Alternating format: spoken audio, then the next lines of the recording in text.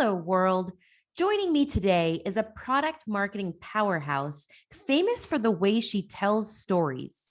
She has written for publications including the New York Times, the Washington Post, Smithsonian, Prevention, Quartz, Racked, and the Daily Beast. And she has over a decade of experience in journalism before rocking the B2B marketing arena. Please welcome Shoshana Kordova, Director of Product Marketing at Datarails, to the show. Shoshana, are you ready to get radically transparent with me? I'm so ready, Jen. It's awesome to be here. We're so happy, and by we, right, on behalf of Oktopost, but more specifically me, I am so thrilled to have you on the show for a multitude of reasons. I know we met actually in a Facebook group all around and geared towards, working mothers and high tech. And I think it's a fantastic group. And you've given me so much insight to think about. So it's an honor to have you here. And, kind of when I was doing the due diligence of looking at your background before today's show, you really do have a really unique experience with your background in journalism. And I love unconventional B2B marketers, but I was hoping you might be able to give us a brief look to kick us off on your professional journey and how you actually found yourself as director of product marketing at Datarails. Yeah, sure. Yeah, it's been quite the journey. I started off in journalism. As you said, I was in journalism for over a decade, mostly working at the Israeli Daily Haaretz in the English edition. And also freelancing for, a lot of publications like the ones you mentioned. And it's not something I ever really considered leaving, actually. But then at a certain point, I was like, I was in my late 30s and I was like, am I going to stay here forever or am I going to make a switch? Because I'm going to make a switch, like, I should do it now. So I kind of reached that point and then I was like, okay, where do I go? Because in Israel, it's not like if you're in New York and you can just, hop from one publication to another. Although even there, I know so many people in journalism who, there's been mass layoffs. It's not easy to keep a job in journalism, And the industry has changed anywhere. So much, right? Like it's so much. Don't want to say it. We all know the state of the world, but it's really not what it used to be. It's really evolved. Yeah. And a lot of that is, a lot of the things that we take for granted.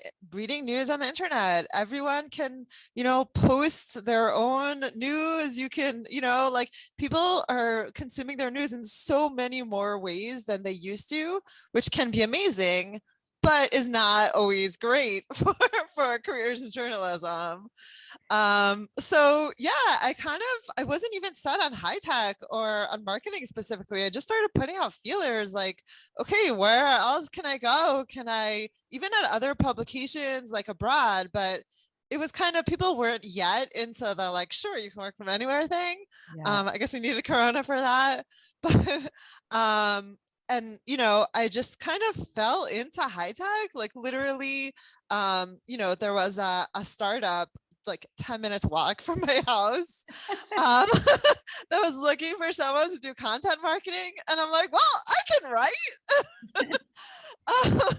So I joined there as their first content marketer, and it was a really great bridge from journalism to marketing, because content marketing, you're writing, you're researching, you're consuming information, you're figuring out what the story is and how to tell it, and then you're telling it. And at the end of the day, those underlying skills are not really that different from journalism. So I really found that like I had the skills to do it. And I just needed the opportunity. And, I'm so thankful that like people have given me that opportunity, even though I didn't have marketing on my resume before then, because they realized that skills are transferable. So I started at like a startup that was focused on big data for commercial real estate finance. And then I switched to product marketing. And I was at a startup, Oktopost, that is about in the public transit space. And from there, I moved to Datarails, which is kind of bringing me back to both data and finance, because Datarails focuses on the needs of finance teams at companies, and really empowers them to bring their strategic insights about the value of the company to the forefront. Because what happens is that people on finance teams spend so much time just doing the prerequisites of collecting the data, because it's in like dozens of spreadsheets. We all have this, even if we're not in finance. You've got like a million places where you have your information. So you might have dozens of Excel spreadsheets, plus all these data systems, accounting systems, ERPs, CRMs like Salesforce or whatever. And you've got to get all this data into one place. And only once it's there can you actually start doing your work of like the financial reporting and budgeting and forecasting and analysis.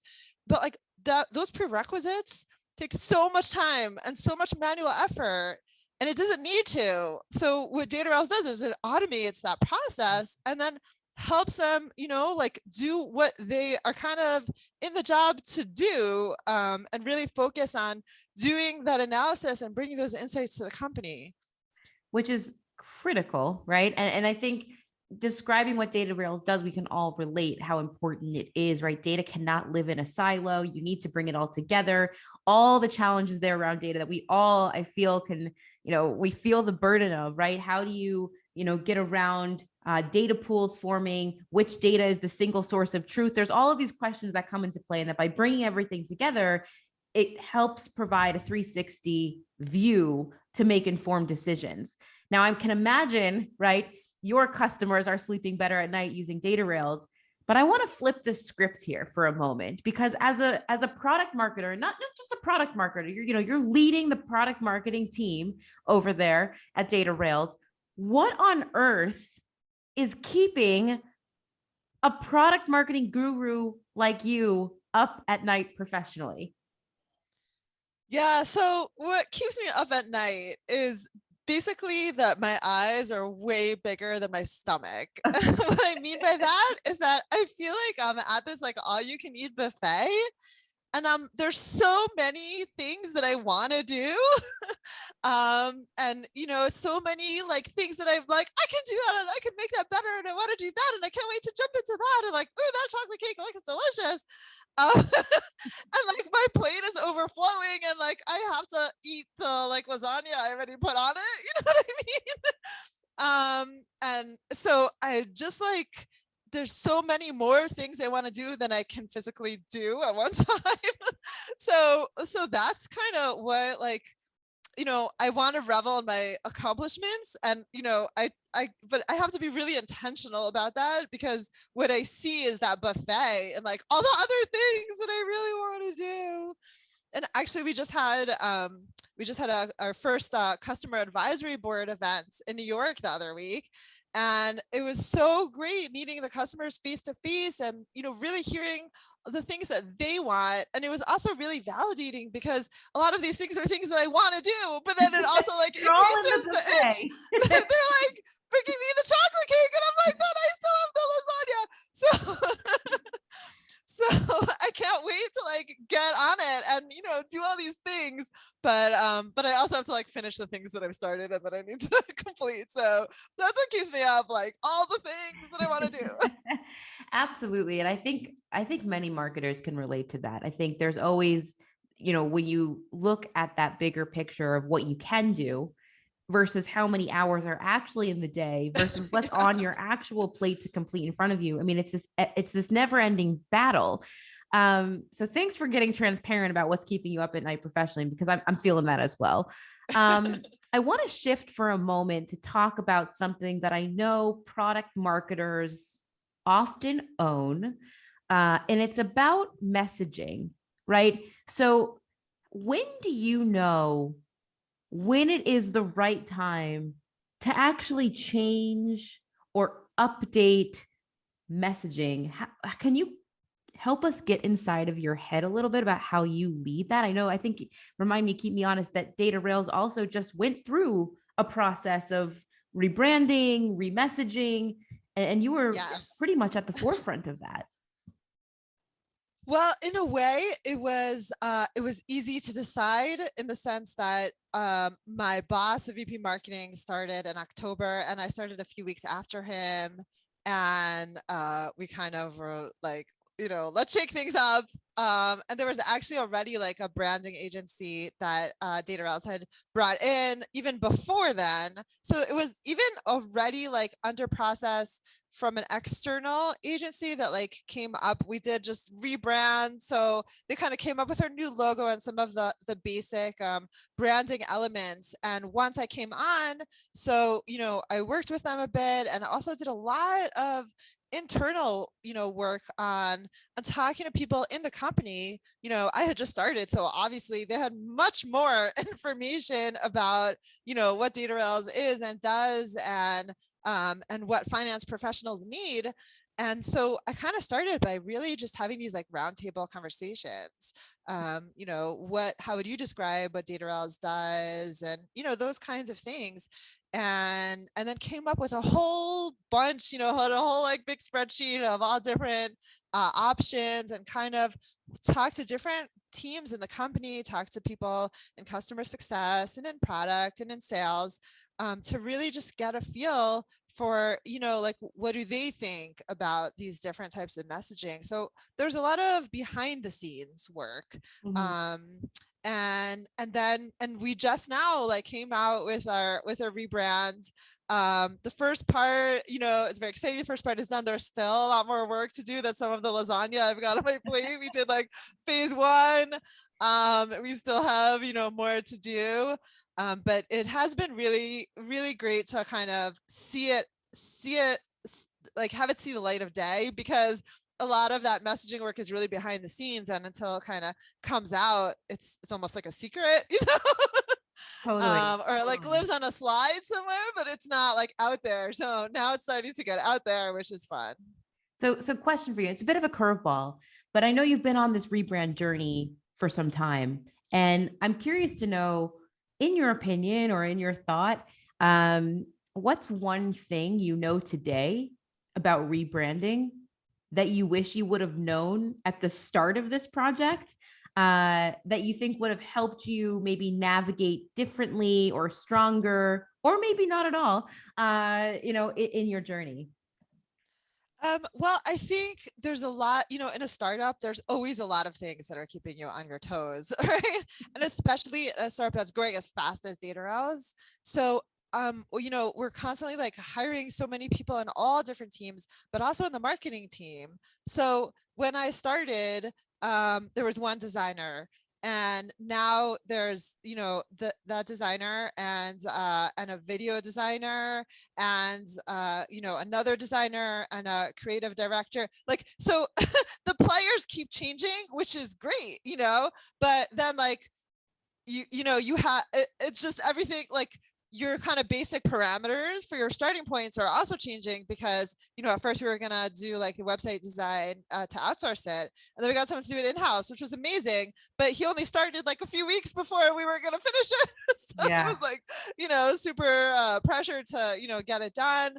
And so like I don't think there was any one thing that was like, it's hard to like, you can't plan everything, especially in a startup. So you just kind of have to roll with it and go with the flow, and like, okay, this is reality now. Let's go with that. I love that. I think it's very true in marketing. You have to stay dynamic, right? From one day to the next, things can change, and you have to be able to roll with those punches. And I think especially in a rebrand, right? You put a lot of blood, sweat, and tears, forgive the language, into perhaps planning something out, or working with an agency, or building a relationship, as you shared, right? And then the next day, plan shifts, and you still got to keep it going, and you still got to keep moving forward. So I think that was a great answer. I want to move over now. You mentioned that you flew to New York, which is amazing. I have a million questions that could be a podcast in its own. How was the travel? And did you need to do a PCR test? And what was it like to get on an airplane? Because I haven't left, on a plane in quite some time. I actually did not need to get a PCR test on the way there, because I had COVID within, it's like a 90-day window. Oh, so, okay. So I had COVID in March. So look at that. So we will have to reconvene on a podcast all about travel and traveling in post-COVID, because I'm super curious. But you mentioned, right, the customer advisory board, and then you mentioned kind of bringing people together and really listening to what they have to say. Can you share some insight on how you were able to rally support and build community internally, whether it was with the rebranding or even with just what you do on day to day? Like how do you like when a new product comes out, right? Like how are you really rallying that support? Yeah.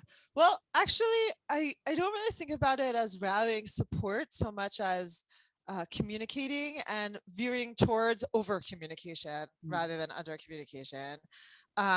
So, when it was like the roundtables and, and when I first started, like my top priority was not to get anything done. It was to talk to as many people as I could. When I first started, that was like all I did for like the first couple of weeks.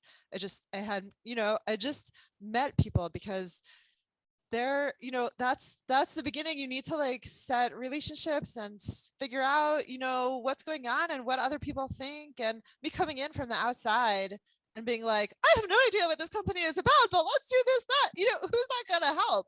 Yeah. Right. Like it's probably I would have had no idea what we actually needed. And no one would listen to me because they knew I had no idea what we needed. So I just think it's the crucial first step. And it's not even about support necessarily. It's about learning and listening. And like without that base, it's like trying to write an article without doing any research. I mean, it's just going to be fluff. Like you're not going to have anything to say. I agree. Now, what you just shared, right, about the power of listening and kind of that first step, building the foundation. Product marketers also have no pressure, right?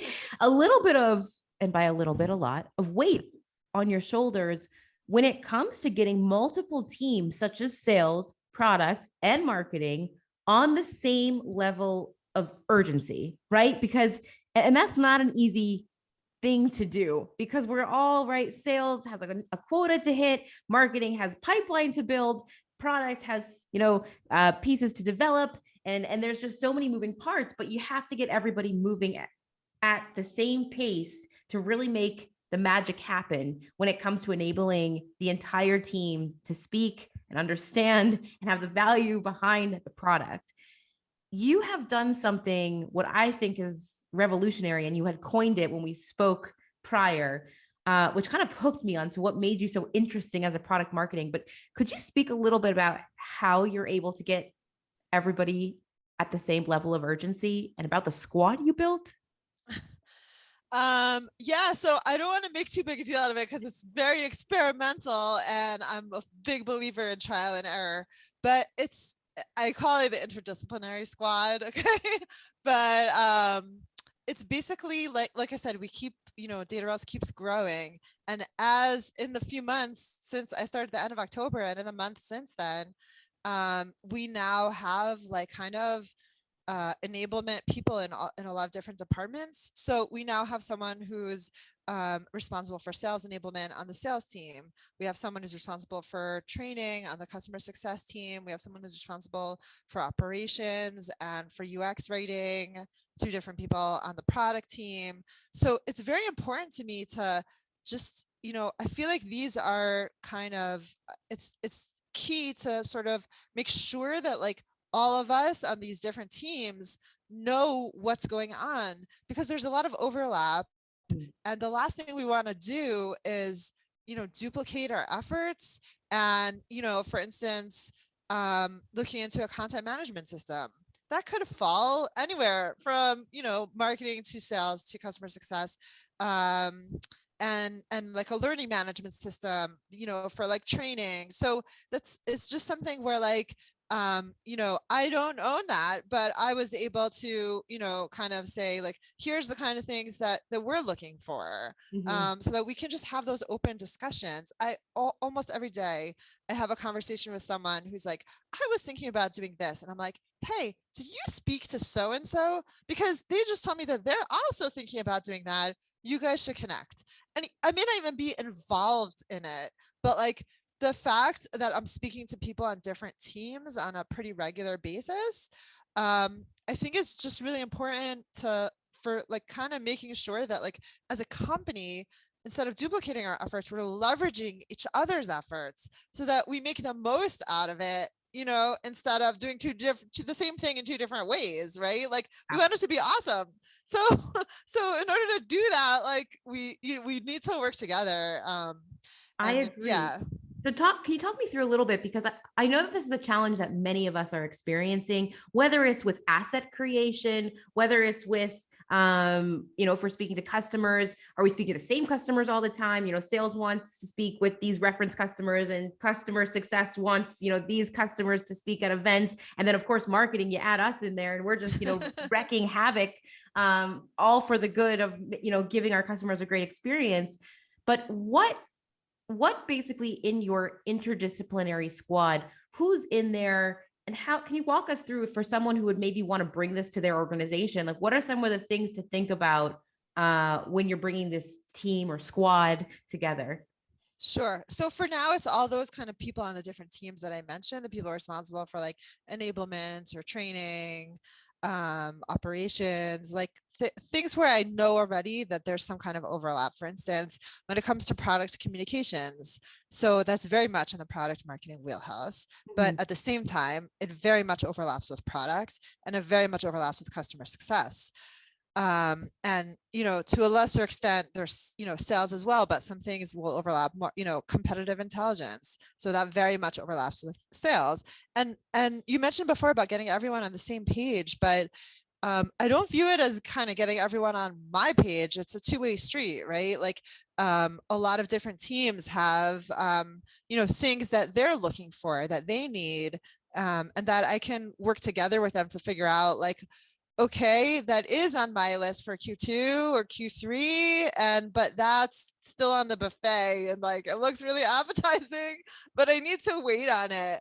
And it's a lot of back and forth. So, for instance, with competitive analysis, like I kind of put together some battle cards, but then when the person doing sales engagement, sales enablement on the sales team joined, she took it to the next level and was able to organize sessions where the sales team like really talked about the competitors and broke up into groups to talk about, different differentiators and how to answer different questions, different objections, etc. And, I participated in that, but, she really organized it. And so it's working together. It's not getting everyone on the product marketing page. It's how do we reach our shared goals together? I love that. I think that is so important, right? The best communicators are thinking, right? How do we get all on the same page, not just one specific page? I love that. I want to shift for a moment, us being Oktopost, and I'm so curious to ask you this. How are you using social media as part of your go-to-market and product launch process, if at all?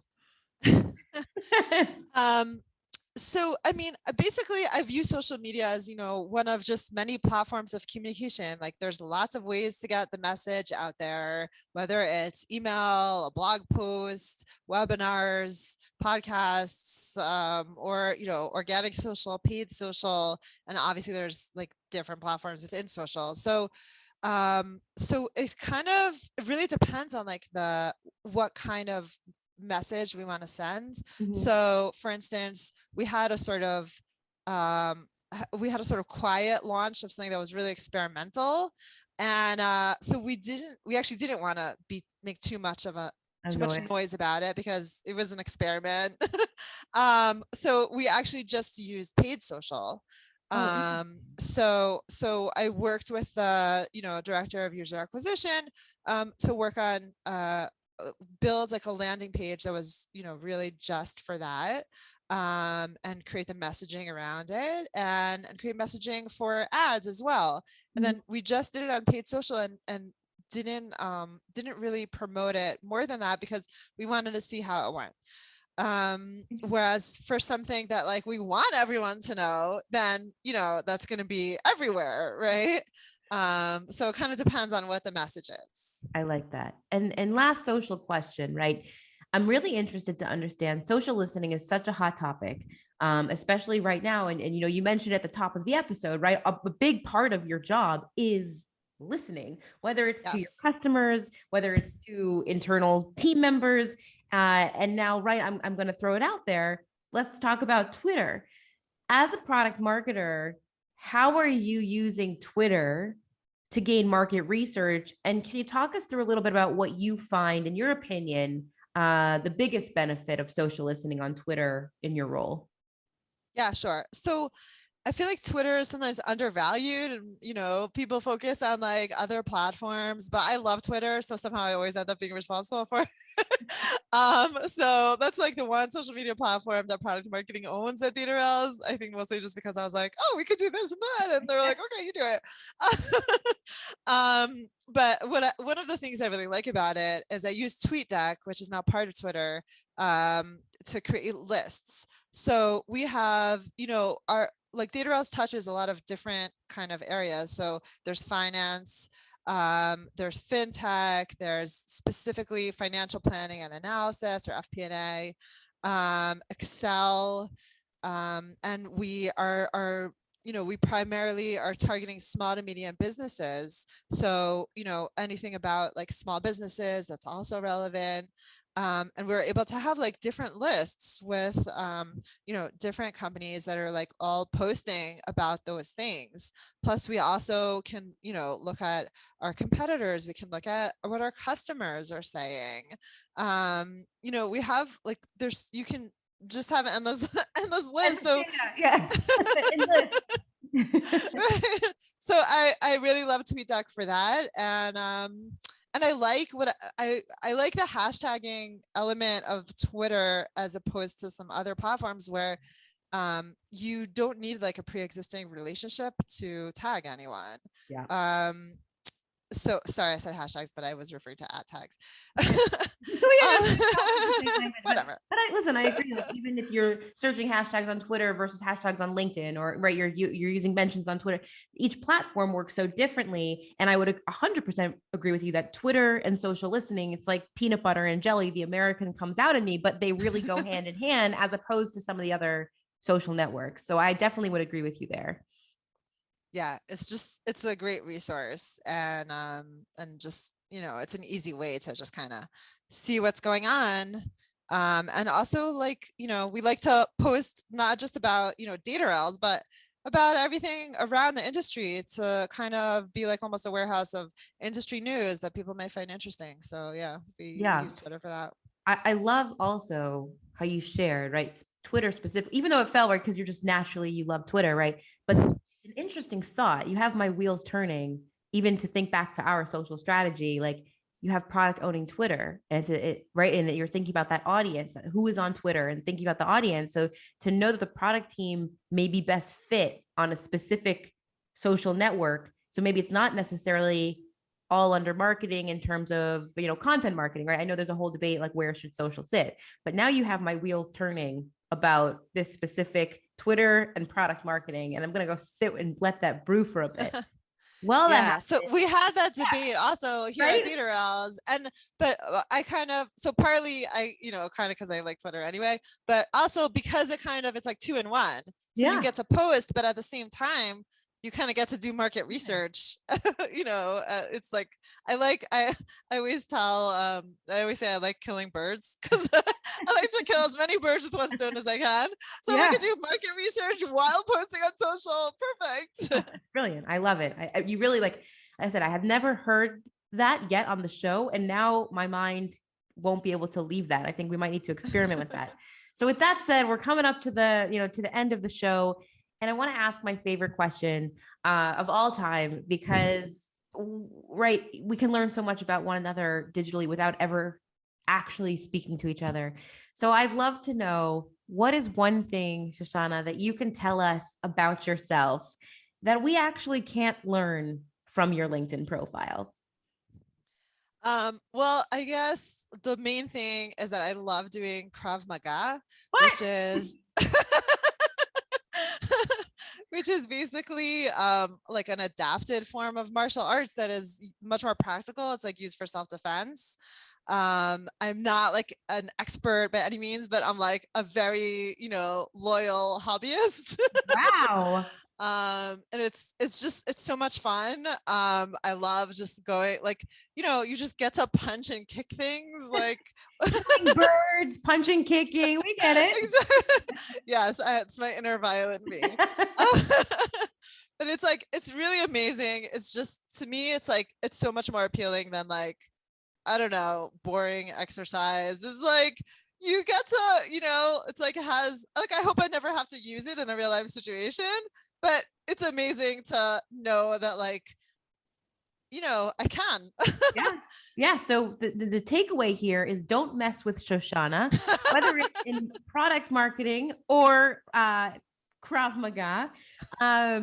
So that blew my mind. So thank you for sharing that. I'm just thinking out loud here. You've shared a lot of really great perspective and insight into the world of product marketing. Also, Datarails, very interesting. If anybody is listening and would like to connect with you directly to continue the conversation on anything we spoke about today, where is the best place to reach you and connect? I would say LinkedIn. LinkedIn? Yeah. All right. But you can also email me. I'm shoshana.k@datarails.com. Fantastic. So Shoshana, thank you so much for getting radically transparent with me today. It's been fun. Thanks for tuning in to the Radically Transparent podcast brought to you by Oktopost, the only social media management and employee advocacy platform architected for B2B. I'm Jennifer Gutman, your host and director of social strategy here at Oktopost. And if you love today's show, we'd love if you subscribe, rate, and give a raving review wherever you get your podcasts. For more discussion on B2B social media marketing, be sure to follow Oktopost on LinkedIn. And of course, to gain access to all our free social media marketing and employee advocacy resources, head on over to our website, www.oktopost.com. Until next time.